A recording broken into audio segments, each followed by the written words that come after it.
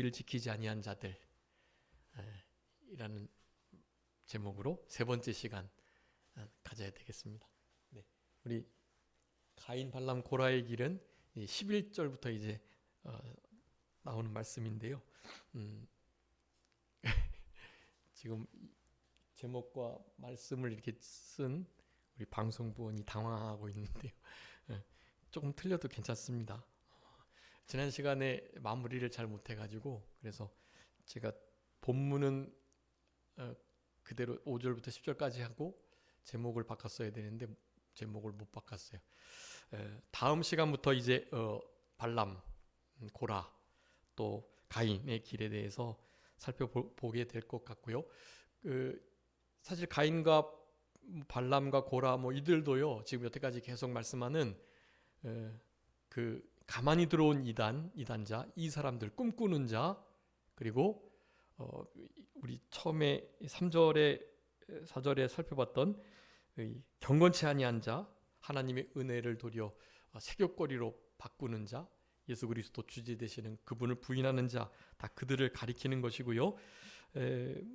여기 지난 시간까지 우리 살펴봤던 자기 지위를 지키지 아니하고 처소를 떠난 천사들, 그리고 그 윗절에서는 출애굽을 해서 구원받았으나 믿지 아니함으로 순종하지 함으로 광야에 엎드러져 영원한 안식에 들어가지 못하여 멸망당한 자들, 이런 이들이 다 한마디로 말하면 어떤 자들이라고요? 자기 지위를 지키지 아니한 자, 처소를 떠난 자들, 그러니까 교만한 자들이라는 거예요. 사실 이 유다서에서 우리에게 단번해 주신 그 믿음에 관한 도를 힘써 싸우라는 편지로 아주 강력하게 권면해야 할 것을 이렇게 나타내주고 계시는데요. 결국에는 마지막 때에 교만하지 말라는 것입니다. 교만하지 말라. 사실 우리 신앙생활에 정말 중요한 부분인데요. 교만하게 되면 이제 제가 우리 카톡에도 올려놨고요. 또 우리 그 홈페이지에도 이렇게 써둘 거거든요. 그리고 우리 산정교회 지금 현장에 계신 분들은 프린트물도 드렸습니다. 여러분, 여기 겸손과 교만을 제가 잘 비교해 두었으니까 겸손한 신앙을 잘 붙드시고 어떠한 일이 있으셔도 교만하시면 안 돼요. 교만하지 않는 자 하나님께서 반드시 복 주시고 말할 수 없는 상급으로 다 갚아주실 거예요. 그러니까 교만하게 되면 마지막 때는 진짜 그리스도와 같은, 그러니까 우리가 작은 그리스도잖아요. 크리스찬, 작은 그리스도처럼 진짜 빛과 소금 역할을 감당하면서 그리스도의 향기를 나타내면서 그리스도의 편지 역할을 막 하면서 정말 잘 살아갔어도 교만해지면은요, 그때까지 했던 모든 일들이 완전히 다 없어지는 건 아니지만 진짜 쌓아뒀던 그 모든 것이 그냥 다 무너지는 거예요. 다시 시작해야 해요. 그 전까지 겸손하게 했던 것들은 상급으로 남아있지만 그 이후로부터 더 많이, 여러분 그 복리 아시죠? 복리? 이자 중에 복리가 돼서 계속 늘어나야 되는데 한번 해지를 해버린 거나 마찬가지. 그래서 복리 해지하기 전까지의 것은 겨우 받긴 받지만 복리가 점점 늘어나가지고 앞으로 더 멋지게 더 많이 상급을 쌓아야 되는데 그게 다 무너져 버리게 되는 거예요. 그러니까 정말 한탄하고 땅을 칠 일이란 말이에요. 교만하여 범죄하게 되면 정말로 하나님 앞에, 하나님이 우리 지금 여기 나눠드린 거 보시면 하나님이 얼마나 교만한 자를 비웃으시고 대적하시고 멸시하시고 멀리하시고 멸망시키시고, 하나님의 그 다스리심이 장난이 아니에요. 그러니까 여러분, 결코 교만하면 안 된다. 여러분, 우리 여태까지가 살펴본 모든 이들이, 우리 유다도 계속 생각나게 하시는 말씀을 하는 것은 이스라엘의 역사를 통해서 어쩌든지 교만하지 않도록, 교만해서 그동안에는 나름 그리스도인으로서 작은 그리스도 역할을 잘 감당하다가 적그리스도의 노예가 돼버리는 경우가 생긴단 말이에요. 적그리스도 노릇 할 수도 있다라는 얘기예요. 그러니까 결코 그런 일이 없도록 우리의 마음을 잘 지키시고 철저하게 교만을 경계하고 겸손한, 진짜 겸손한 우리들이 되었으면 참 좋겠습니다. 여러분, 이스라엘 백성들이 왜 순종을 안 했게요? 자기네들이 나름 그 광야 생활을 해 나갈 수 있다고 생각을 한 거예요. 그러니 조금 지나다 보니까 이 길이 아니고 다른 길로 갔으면 더 좋겠는데, 아니 여기 나름 좋은데 한 2, 3일 더 머물렀으면 좋겠는데, 반나절만 머물고 있다가 구름이 떠오르면 또 떠나야 되잖아요. 그런 일을 하다 보니까요, 우리 고린도서 10장에서 말하는 것처럼 행악하기를 즐겨했던 그 애굽 땅에서의 풍습을, 습성을 버리지 못하고 이제는 가나안 안식, 하나님의 통치를 다스리심 받는 그곳으로 들어가야 되는데 여전히 종노릇하는 이 종의 습관에 젖어 있다 보니까 주님께서 그걸 다스리지 않으실 수가 없는 거예요. 그곳에서 철저히 낮추시고 다스리셔서 순종하지 않고 믿지 아니하는 자들 광에서 엎드러졌다. 그들은 하나님이 이끄시는 대로 인도하면 되는 그 위치, 그 자리에 있었어야만 되는 거예요. 그런데 자기가 하나님보다 더 낫지 않을까, 내가 하나님이라면 이렇게 했을 건데 라는 식의 생각을 했던 것입니다.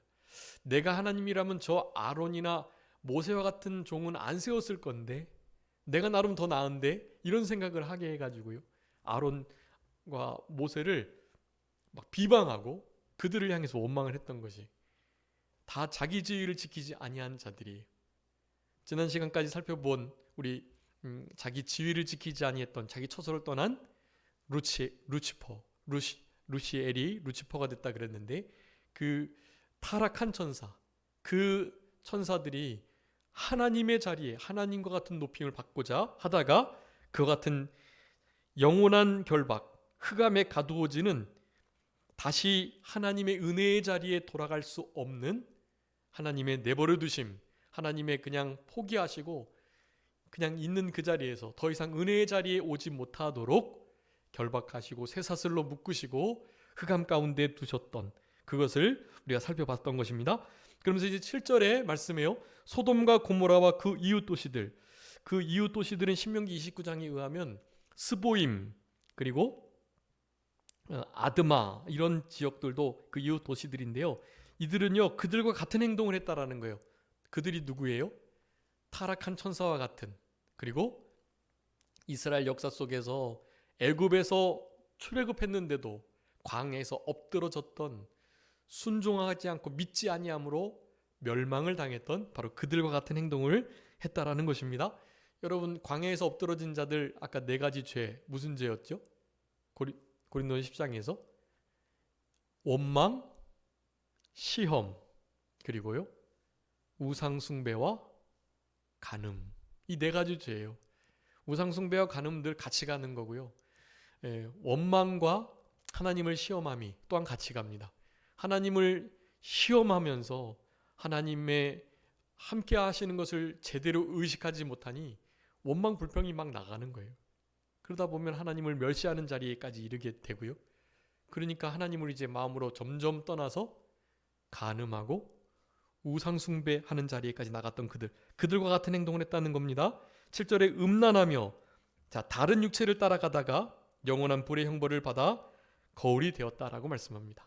네, 이 거울은 이제 우리가 하나님 말씀을 보면 마치 거울을 보는 것과 같아서, 우리 거울 볼 때 어떤 걸 찾죠? 옷매무새가 흐트러진 거나 뭐가 묻었다거나 또 좀 더 바르게 하고자 할 때, 그럴 때 우리가 거울을 보잖아요. 이 거울이 우리가 하나님의 말씀을 펼치면 이와 같은 잘못된 길을 갔던 것을, 우리도 그런 길을 걸어가는 것은 아닌가라는 것을 살피도록 한다라는 거예요. 그리고 그것이 비춰지기 때문에 나도 그들과 사실 다르지 않구나 라는 것을 알게 하신다라는 의미에서의 거울이에요. 여러분, 하나님의 말씀을 거울로 보셔야 합니다.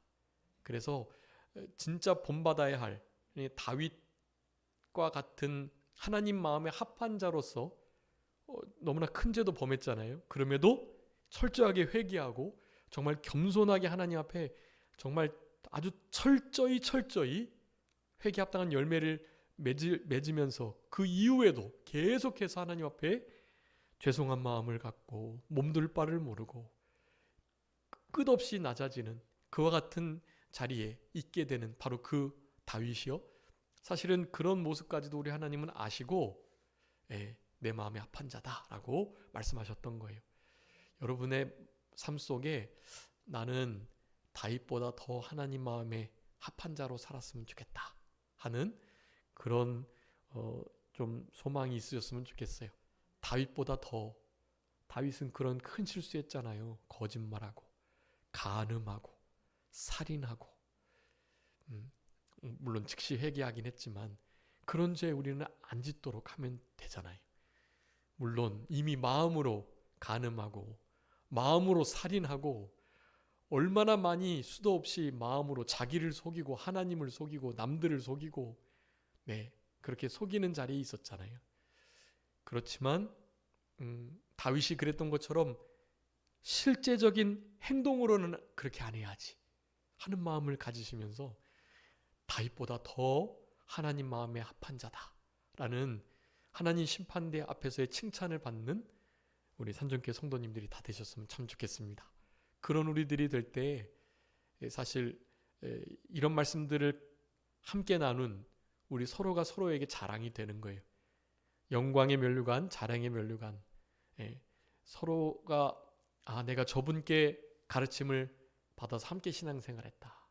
내가 저들과 함께 가르치며 또한 함께 가르침을 나누며 그렇게 신앙생활했다. 나중에 영원한 천국에서 이 땅에서의 여러 친인척 관계, 부부 관계, 또 자녀 관계, 이웃 관계, 이런 관계들은 사실 별거 아니에요. 그런 것은 천국에 가면 별 의미가 없습니다. 차원이 다른 하나님의 한 가족으로서, 그러니까 예수님을 맏형으로 하고 우리가 다 예수님을 형님으로 오빠로 모시는 그냥 그런 한 가족인 거예요. 영적인 한 가족.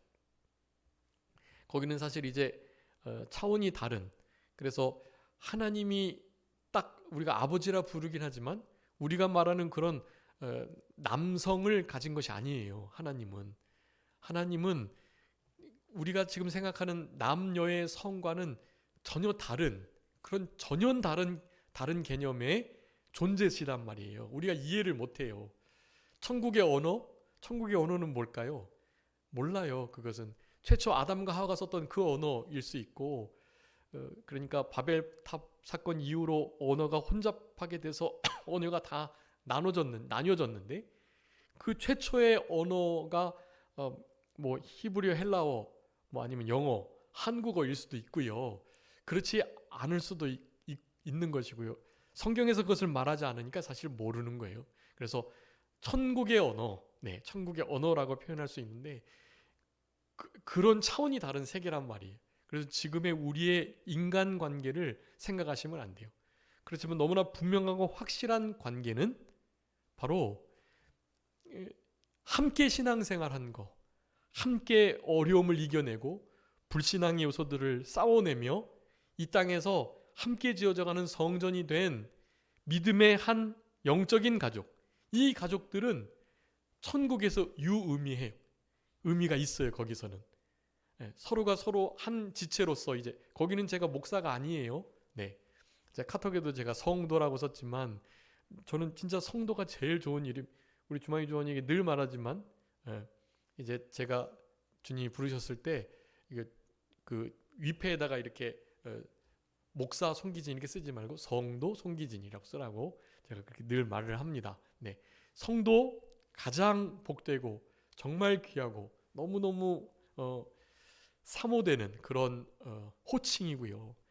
그러니까 우리가 하늘에서 거룩한 물이 종려가지를 들고 하나님 앞에 호산나 외치면서, 그리고 호다한 무리들이 하나님을 그렇게 높이 찬양할 그 천상의 예배, 그런 예배를 드리면서 사실 우리 산정교회 성도님들 이 관계가 함께 지어져가는 성전이었기 때문에 이 관계가 너무나 명확하게 있어요. 그 위에는 혈육의 관계가 아닌 영적인 한몸된 지체 안에서의 성전된 우리들은 너무나 의미 있는 관계들이라고 할 수가 있겠습니다. 그때 자랑이 되도록 말이죠.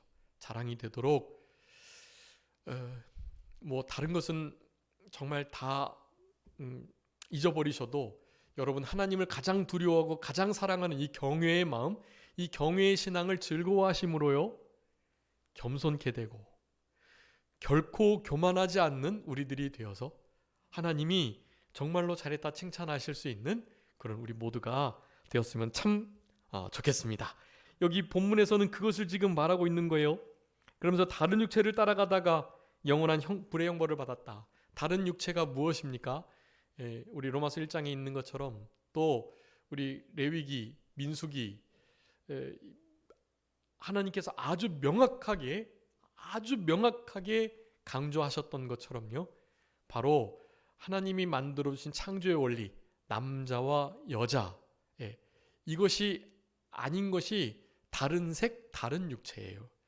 하나님께서는 남자와 여자로 부부가 되도록 하셨어요.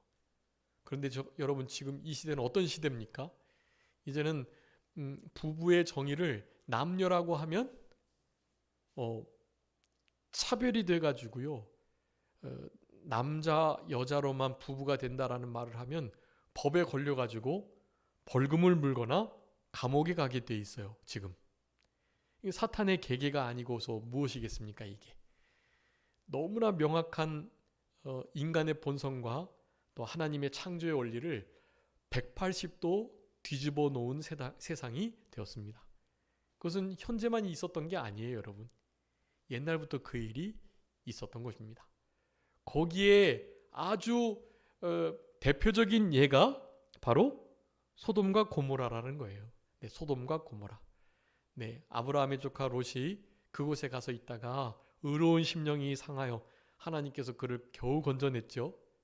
아브라함의 기도를 들으시고요. 아브라함이 그래도 의인 10명을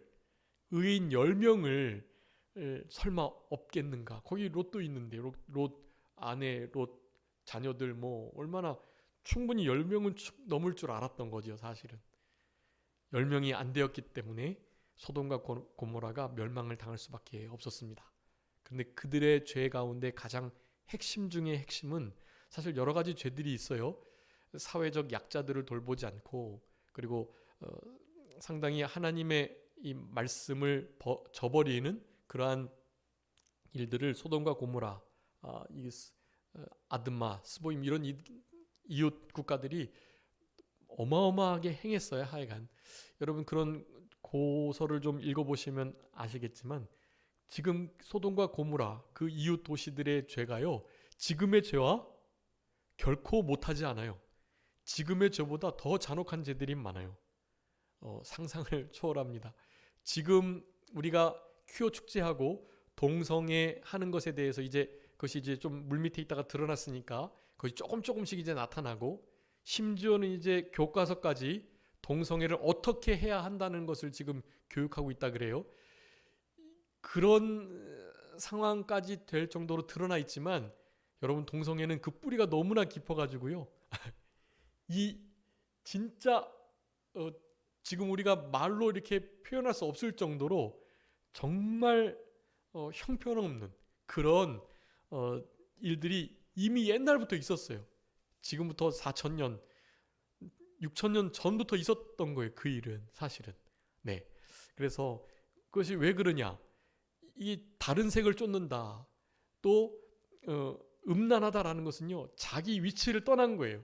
여러분 자기 위치를 떠나면요. 이렇게 혐오스러울 수밖에 없는 거예요. 여러분 아름다운 물고기가 어항에 있을 때는 너무나 아름답고 보기 좋잖아요. 근데 여러분 그 물고기가 여러분 침대 위에 팔딱팔딱 있다고 생각해 보세요. 얼마나 그거 자기 자리가 아니고 위치를 떠난 자리에 있기 때문에 그때부터 비린내 나고 이제 썩어가고 죽어지면 뭐 얼마나 많은 날파리들이 꼬이고 그건 정말 두고 볼 수 없는 정도로 아주 처참한 상태가 되는 것입니다. 딱 그래요.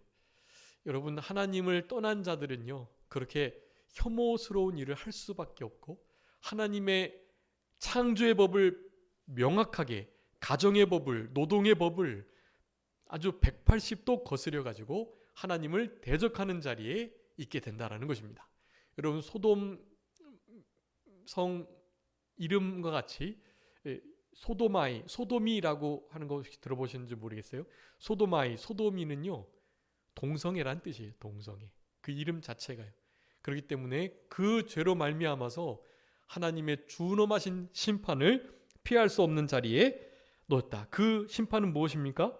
영원한 불의 형벌을 받았다라는 것이. 이 불의 영원한 형벌이라는 것은 이제 나중에 우리가 이 불못에 사망 그리고 사탄 마귀 불신 영혼들 이런 이들이 던져질 거거든요. 불못에. 그게 둘째 사망이에요. 바로 그것을 예시하는 그런 형벌이었다. 여러분 소돔과 고모라가 어떻게 망한 건 다 아시죠? 불과 유황이 떨어져 가지고요. 그 도시를 전체를 삼켜버린 거예요. 당연히 지금 그 소돔 고모라의 유적들이 발견되고 있습니다. 심지어는 이제 용암에 의해서도 온전히 덮여져 버린 그 정도의 아주 처참한 상태라고 그래요. 네, 불의 형벌. 우리가 나중에 우리 주님께서 물심판을 더 이상 하지 않으시기로 약속하시고 무지개를 주셨고요. 이제는 마지막 심판 때의 심판의 아주 핵심적인 그런 형태는 바로 불심판입니다. 불심판. 성경에서는 그 불을 말씀이라고 표현하고요. 하나님의 말씀으로 심판하신다는 뜻인데 실제로 불의 심판이 있을 수 있어요. 우리 지구의 마그마 층이 완전히 폭발을 해버린다거나 지금 북한도 핵탄두를 만들었는데요. 북한이 만들기 전까지의 러시아나 미국이나 또 그 외 핵을 보유한 나라들의 그 핵탄두 그것만 가지고도요. 지구를 뭐 몇백 번이고 없애버릴 만큼의 그런 양이라고 그래요. 네. 여러분 그런 것들이 이제 이판사판이고 미친 척하면서 누군가가 어떤 독재자가 그것을 터트리기라도 한다면 여러분 그것은 진짜 온 지구가 불바다가 되는 거예요. 여러분 그런 때가 올 수 있습니다. 여러분 지금 당장의 우크라이나하고 러시아의 전쟁이 그렇잖아요. 러시아가 지금 계속 밀리니까 우리나라에서도 이렇게 간접적으로 무기를 지원하고 있거든요. 그것을 이제 러시아가 알고 우리를 향하여 경고를 날렸는데 러시아가 계속해서 여러 가지 모양으로 밀리고 있기 때문에 그 푸틴이 언제 실제로 핵을 터뜨릴지를 종잡을 수가 없는 거예요, 사실은. 여러분 그런 일이 일어나면 진짜 큰일입니다. 그것을 당하고만 있지 않겠죠. 그래서 그 이웃 나라들이 우크라이나 지역 주변 지역이 얼마나 다른 여러 나라들이 있잖아요. 그런 나라들 피해가 여간 심한 게 아니거든요. 그러니까 그네들이 함께하는 동맹들이 그 일을 그렇게 내버려 두지 않을 거란 말이에요. 여러분 그런 의미로 그렇게 3차 대전이 일어나므로 그 모든 것이 하나님께서 말씀하신 불심판이 될 가능성도 있어요. 그런데 실은 이 러시아 우크라이나가 사태가 정말 심각해서 이제 기름값도 그렇고 실제로 우리에게 아주 체감이 되고 있긴 하지만 사실은 그래도 이 우리나라와 한국과의 긴장 상태에 비하면 그 긴장은 아무것도 아니에요, 사실은. 여러분 이제 기도하시면서 더 많이 느껴지시는데요. 우리나라를 위해서 기도하면 여러분 진짜 북한이 지금 러시아하고 우크라이나 전쟁하는 전쟁 가운데 있는 것보다도요. 실제로 북한이 우리나라를 침공하고 우리나라를 쳐들어 내려오는 일이 훨씬 더 가능성이 높은 일이라는 것을 아셔야 돼요. 근데 그거를 모르시더라고요, 사람들이. 다른 외국 사람들은 러시아 우크라이나 전쟁보다 우리 한반도 상황을 더 주시하고요. 더 불안해해요, 사실은. 우리는 믿음이 너무 좋아서 하나님이 전쟁 안 나게 해주시겠지. 그래서 이렇게 있는지 모르겠지만 여러분 진짜 당장이라도 전쟁이 일어나는 거 그 이상한 일이 아니라는 것을 아시고 실제로 이 불심판하실 그 일을 우리가 믿음으로 잘 준비해야 합니다. 당장에 우리가 천국 갈 준비해야 하고요. 그리고 마지막 때 하나님께서 우리에게 맡겨주신 그 사명 감당하는 그 일을 하셔야 한단 말이에요. 여러분, 소돔과 고모라가 당한 이 모든 역사적 사실은 지금 우리들에게 시사하는 바가 크다. 결코 하나님을 떠나가지고 하나님의 창조의 법, 하나님께서 세우신 그 진리의 법을 어기는 일을 해서는 안 된다. 명확하게 어기지는 않았지만 하나님을 향하여 하나님 없이도 살아갈 수 있겠노라는 듯한 태도를 취하는 거. 이 죄들이 다 우리 이스라엘의 죄잖아요. 가나안 땅 들어가지 못하고 광야에서 엎드러진 그 죄가 말이에요. 원망, 불평, 낙심, 낭망, 좌절하는 거, 하나님 앞에 우상 숭배하며 간음죄를 범하는 거, 여러분 이런 모든 것들 믿는 이들이 지은 거란 말이에요. 그게 여러분 우리 안에서도 그런 죄들을 찾고 진짜 주님 심판 때를, 주님이 재림하실 때를, 마지막 환난의 때를 여러분 진짜 잘 준비하시지 않으시면 여러분 이런 말씀들이 이렇게 지금 들려지고 있는데 정말 우리가 세월을 허비하는 것이고 정말 기회를 놓치는 거예요. 그러니까 오늘 이 순간부터요, 진짜 오늘 이 시간이 마지막이다 하는 마음을 가지시고 우리 주변 정리도 하시고, 언제 전쟁이 일어날 수 알지 알 수 없어요. 주님이 언제 우리를 또 부르실지 알 수 없단 말이에요. 그러니까 주변 정리를 잘 하시면서 오롯이 하나님의 말씀에만, 하나님의 뜻을 이루는 데만 전심하시는 우리들이 될 때, 여러분 그럴 때 그런 삶이 그런 삶이 바탕이 돼야 이 교만의 죄를 끊어낼 수 있어요. 안 그러면 여러분 교만하기 너무 쉬운, 음란하기 너무 쉬운 그런 시대 속에 우리가 지금 살아가고 있다. 8절에 보니까 그런데도 꿈꾸는 이 사람들도 그와 같이 육체를 더럽히고 권위를 업신여기며 영광을 비방한다라고 말씀해요. 그러니까 지금 세 가지 예를 들었죠. 그 자기 지위를 떠난 자들, 옛날에 이스라엘 광야에서 출애굽한 이후에 엎드러진 그 자들, 소돔과 고모라 성이 멸망했던 그 죄악들을 범한 자들, 그리고 특별히 천사들 중에 그 지위를, 처소를 떠난 이 교만한 천사들 말이죠. 이와 같은 죄를 지금 유다가 유다서를 받는 많은 수신자들 사이에 있었던 이 악한 이단자들, 이런 이단자들이요, 이 위와 같은 세 가지 죄를 범하는 것과 똑같은 행태를 가지고 하나님과 하나님의 종들을 비방하고 그들이 전하는 참된 복음을 멸시하고 다른 것으로 바꾸는 그런 일을 한다고 지금 말씀하고 있는 것입니다. 그러면서 이제 천사장 미가엘에 대한 말씀을 하셨는데요. 자, 이 9절부터 이제 10절, 이성 없는 짐승, 본능으로 아는 그것으로 말미암아서 비방하는 일들 때문에 멸망한 자들, 이 자들을 이제 11절부터 화 있을진저라고 말하면서 가인, 발람, 고라의 패역한 길을 따라갔다라고 표현하는데요. 내나 어쨌든 다 마찬가지 일들이, 이 일이 다 교만에서부터 비롯됐다. 심지어 천사들도 정죄할 수 있었음에도 불구하고 하나님의 권위를 드러내기 위해서 하나님께서 너를 꾸짖기를 원하신다, 이렇게 하는 것이 그게 겸손한 태도인 거예요. 교만한 자들은요, 다른 사람들을 정죄하고 비방하는 일을 너무나 쉽게 하는 거예요. 여러분, 이단자들, 하나님의 교회를 허는 자들이 다른 자들이 아니에요.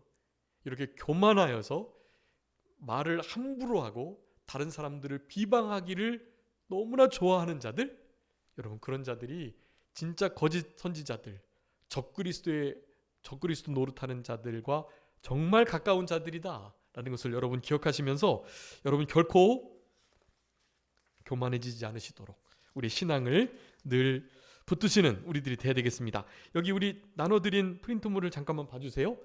화면에도 한번 띄워주시고요. 여기 겸손한 자, 교만한 자와 정반대라는 것을 생각하시면 돼요. 여러분 제가 몇 번 말씀드렸습니다. 이 겸손한 자가 어떻게 겸손을 유지할 수 있는지요. 여러분 여기 왼편에 있는 위대하신 하나님의 눈을 먼저 갖는 거, 그것은 다른 게 아니라 비교의식이 아닌 피조의식, 은혜의식을 가져야 된다는 사실이에요. 예수님을 닮으려 하고 과도한 우월감이나 열등감 여러분 열등감 또한 다르지 않아요. 열등감도 여러분 이 우월감과 사실 같은 선상에 있는 것입니다. 열등감이나 우월감이나 그 뿌리가 같아요. 그렇기 때문에 하나님 한 분만으로 만족하지 못하고 하나님 눈으로 자기 자신을, 사람들을 바라보지 못하는 거예요. 우월감, 또 이 열등감 다 같은 거예요. 예. 다른 사람들을 향하여 비교할 때 나타나는 감정이란 말이에요. 그러니까 결코 열등감, 우월감을 갖는 것이 없어야 하고 그것을 가졌다면 그것을 마음에서부터 버려야 해요. 여러분 이거 아주 중요한 것입니다. 그리고 겸손을 구하셔야 돼요. 네, 겸손을 하나님 앞에 요청드려야 한단 말이에요. 믿음으로 말미암아 산다가 하셨으니까 이 주님 앞에 좀 믿음으로 요청드리셔야 돼요. 여호와의 길을 지키는 세상의 모든 겸손한 자들, 겸손을 구해라 라고 말씀하시니까 여러분 겸손하기를 하나님 앞에 요청드리시고, 겸손할 수 없는 우리들이니까 겸손토록 하나님께 말씀을 드려야 하는 거예요. 그런데 겸손하지 못한 태도는 처음에는 겸손했지만 그 겸손을 잃어버리고 점점 교만해질 수밖에 없는 그 과정을 3번에 말합니다. 여기 풍요로움, 배부름, 그리고 견고함, 여러분 이런 것들이요, 결국에는 마음을 교만케 해서 율법을 버리고 하나님을 멀리하고 결국에는 하나님 없이도 살 수 있다라는 그런 진짜 교만한 마음 상태에 있게 된다라는 것입니다. 여러분 결코 우리의 삶 속에 풍요로움, 배부름, 견고함, 형통함 이런 것이 있을 때에도요, 그것으로 인하여서 하나님 없이도 살아갈 수 있겠다, 이제 내 힘으로 어떻게 해볼 수 있겠다라는 생각을 결코 갖지 않도록 그렇게 하셔야 한다는 것입니다. 여러분 이런 것들을 가지고 살아가도 우리가 너무나 연약해서 육신의 부패성이 있기 때문에 교만해질 수밖에 없단 말이에요. 여러분 그럴 때 우리 하나님께서는 불신자와 같이 생명책에 농명되지 않은 자들과 같이 내버려 두지 않으시고요, 어떻게 하신다고요? 수고와 고통을 우리에게 주셔가지고 겸손케 하시는 분이세요. 네, 여러분 우리의 삶 속에 수고로움과 고통이 있으시다면 하나님께서 나를 낮추시고 겸손케 하시고 마침내 복 주시려고 그러시는 거구나 라는 생각을 가지시면 됩니다. 그러므로 그가 고통을 주어 그들의 마음을 겸손하게 하셨으니 그들이 엎드러져도 돕는 자가 없었도다. 시편 107편에 말씀하시는데요, 여러분 하나님께서 우리에게 고통을 주셔가지고 마음을 겸손하게 하셨다. 시편 107편 12절 그 말씀에는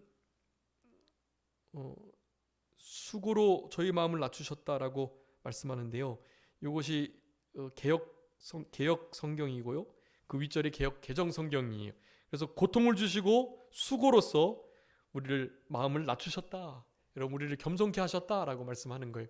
그러니까 고통과 수고가 있을 때 하나님께 도리어 크게 기뻐하시고 감사하시면서 기쁨으로, 즐거움으로 그 모든 수고와 고통과 환난의 때를 잘 통과하시는 우리들이 되었으면 좋겠고, 우리 하나님은 반드시 보복하시는 분, 갚아주시는 분, 그리고 바르게 공의롭게 심판하시는 분이시라는 사실을 기억할 때 겸손을 통해서 마치 손해본 것 같고 뭔가 좀 당한 것 같고 내 이익을 누리지 못한 것처럼 보여도 하나님께서 반드시 그것을 갚아주신다라는 것, 겸손할 것을 우리에게 명령하셨어요. 능하신 손 아래서 겸손하라 라고 말씀하셨고, 불쌍히 여기며 겸손하며 라고 분명히 명령하셨으니까 여러분 이 겸손은 그냥 한번 추구해서 겸손의 열매를 맺어보자, 나도 겸손이 좀 좋다, 이런 식으로 맺어야 될 게 아니라 이것은 명령이라는 거예요. 그러니까 그냥 무조건 따르고 순종해야 할 것입니다. 그렇기 때문에 이 명령을 지켜내는, 주의를 성수하듯 11조를 드리듯 우상을 숭배하지 않듯 여러분 사랑하고 겸손하는 이러한 명령 또한 순종해 나가는 우리들이 되어야 되겠고요. 그에 반해서 여러분 교만한 것 오른편에 있습니다. 여러분 교만 첫 번째, 두 번째, 세 번째 의미를 제가 그 별표로 표시했는데요. 자, 첫 번째 교만은요, 시편 10편에 나와요. 하나님이 없다 하는 자가 교만한 자예요. 네, 여러분 하나님이 없다, 하나님 없이도 살아갈 수 있다라는 자가 가장 큰 교만한 자입니다. 시편 119편 85절에 주의 법을 따르지 아니하는 자들이 교만한 자다라고 했어요. 또한 하나님이 없다는 말은 안 하지만 하나님의 말씀과 그 법을 전혀 무시하고 순종하지 않는 자, 그거 없다고는 말하지 않을지라도 교만한 자예요. 그 자가 말씀을 순종하고 따라야 합니다. 하나님 말씀이 생명과 같이 소중히 여기고 하나님 말씀을 잘 준행하는 우리들이 되어야만 하는 것이에요. 그러면서 특별히 잠언에서는요, 게으른 자가 교만하다, 미련한 자가 교만하다라고 말해요. 여러분 중요합니다. 여기 잠언 26장에 보면은요, 16절에 게으른 자는 사리에 맞게 대답하는 7사람보다 자기를 지혜롭게 여긴다. 네, 게으른 자가 교만한 자예요. 자기를 지혜로운 자보다 더 지혜롭게 여긴다는 거예요. 얼마나 게으른 자가 못된 건지 몰라요. 사실은 그 뒤에 이제 두 번째는 이제 미련한 자도 교만한 자라는 것을 우리 시편 14편하고 53편에 말하는데요. 어리석은 자는 이르기를 마음에 하나님이 없다라고 하는 거예요. 네. 그러니까 아까 전에 1절에서 10편 4절에서 말씀했죠. 교만한 자가 하나님이 없다. 미련한 자도 하나님이 없다고 말해요. 그러니까 미련한 자는 교만한 자인 거예요. 교만한 자는 미련한 자인 거죠. 자, 그런데 미련한 자가 교만한 것을 잠언 14장에서도 말하는데요. 미련한 자는 교만하여 라고 말씀해요. 여러분, 미련, 게으름, 이 교만이. 그런데 차라리 미련이 더 나을까요? 게으름이 더 나을까요? 차라리 미련이 더 나아요. 게으름이 더 악한 겁니다. 여러분, 잠언에서는 그걸 말해요. 그러니까 게으르지 않아야 합니다. 믿는 일에, 성경 보는 일에, 기도하는 일에, 전도하고 찬양하는 일에 게으르시면 안 돼요. 그것은 차라리 미련한 자에게도 희망이 있다고 그랬단 말이에요. 게으른 자에게보다. 여러분, 결코 게으르지 않으시도록, 또 미련하지 않으시도록, 그렇게 교만하지 않으시도록 하셔야 해요. 특별히 하나님 말씀을 준행하지 않는 이 교만, 하나님이 없다 하는 이 교만의 자리에 더욱더 이르지 않아야 되겠고요. 여러분, 이런 교만을 철저히 경계하시면서 여러분 이제 시편 94편부터 욥기 22장부터요. 어떤 자를 하나님께서 교만한 자를 어떻게 대하시냐를 말씀하고 계세요. 네, 여기 교만을 하나님께서 낮추셨다 말씀하셨거든요. 욥기 22장에서요. 시편 31편에서는 엄중히 갚으신대요, 교만한 자를. 네, 무서운 말씀입니다. 시편 101편의 5절에는요. 멸하고 용납하지 않을 거다. 하나님이 용납하지 않으시는 자, 가장 불쌍한 자예요. 하나님이 용납하고 받아주셔야 되는데 그것을 거부하시는 자, 교만한 자는 하나님께서 그렇게 철저하게 멸하시고 멀리하신다는 것입니다. 잠언 3장에 보면 비웃으신다라고 말했고요. 잠언 11장에는 욕을 받는다. 여러분, 교만한 자가 욕을 먹게 돼 있어요. 그리고 잠언 16장에서는 여호와께서 미워하신다고 말씀해요. 잠언 16장에서는 패망당하고 넘어지는 일에 선두주자가 된다, 앞잡이가 된다, 선봉이 된다라고 말해요. 잠언 18장에서도 같은 말씀하고 있고요. 잠언 29장에서 낮아지게 된다라는 말을 하고, 이사야 13장에서 교만한 자를 하나님께서 그 오만을 끊어버리겠다. 이거 끊쳐져 버리는 일이에요. 그리고 당연히 낮아진다고도 말씀하시고 있고요. 또 예레미야 48장에서는 멸망시킨다고 말씀하고, 예레미야 50장에서는 대적하시겠다, 걸려 넘어뜨려 버리겠다라고 말씀을 하시는 거예요. 야고보서 4장에서는요, 물리치시겠다, 가까이 오지 못하도록 쳐버리시겠다는 거예요. 네, 베드로전서 5장에서는 무서운 말씀입니다. 대적하시겠다, 하나님께서 우리의 원수가 되시겠다, 우리의 적이 되시겠다는 뜻이거든요. 여러분, 결코 어떤 일이 있어도 특별히 야고보서 4장, 베드로전서 5장, 그 다음에 저 윗절에 잠언 3장, 거기 보면 교만과 겸손을 아주 대조적으로 해놓으셨어요. 교만한 자, 거만한 자를 비웃으시지만 겸손한 자에게 은혜를 베푸시고, 잠언 3장에서요. 야고보서 4장에서 교만한 자를 물리치시지만 겸손한 자에게 은혜를 주시겠다. 베드로전서 5장 5절에서는요. 교만한 자를 대적하시지만 겸손한 자들에게 은혜를 주시겠다. 여기에는 더하여 주시겠다, 그런 표현이 있어요. 여러분, 이런 분명한 겸손과 교만의 차이를 기억하시고 우리의 삶 속에, 특별히 우리 자녀들도 이 겸손의 복을 받아서 하나님 앞에 정말 은혜를 입는 그런 우리 자녀들 될 수 있도록, 결코 교만해져 가지고 하나님의 비웃음과 대적과 물리치심을 받는 우리 자녀들이 되지 않도록 기도해 주시면서 우리의 지위를 잘 지켜낼 수 있는 그런 우리들의 남은 생애가 되었으면 좋겠습니다. 자, 기도하겠습니다. 살아계신 우리 아버지 하나님, 감사합니다. 우리들에게 유다서 1장 5절과 10절의 말씀을 통해서 자기 지위를 지키지 아니한 자들에 대하여 살펴볼 수 있도록 은혜를 베풀어 주신 것을 감사합니다. 하나님, 어떠한 일이 있어도 교만한 자리에 있지 않고 하나님의 능하신 손 아래서 겸손할 수 있는 우리들이 되게 하여 주시옵소서. 겸손한 자에게 은혜와 복을 주시고 교만한 자를 물리치시고 대적하시고 멀리하시며 비웃으시겠다고 말씀하셨사오니 결코 교만한 자리에, 그 엄중하신 하나님의 진노의 자리에 서지 않도록 우리들의 마음을, 또 우리들의 자녀들과 우리들의 교회와 우리의 속한 모든 공동체들을 지켜주시기를 간절히 바라옵고, 겸손한 자들에게 주시는 참된 은총을 늘 경험하면서 살아갈 수 있도록 하나님 역사하시고 도와주시옵소서. 감사하옵고 살아계신 예수 그리스도의 이름으로 기도 올리옵나이다. 아멘.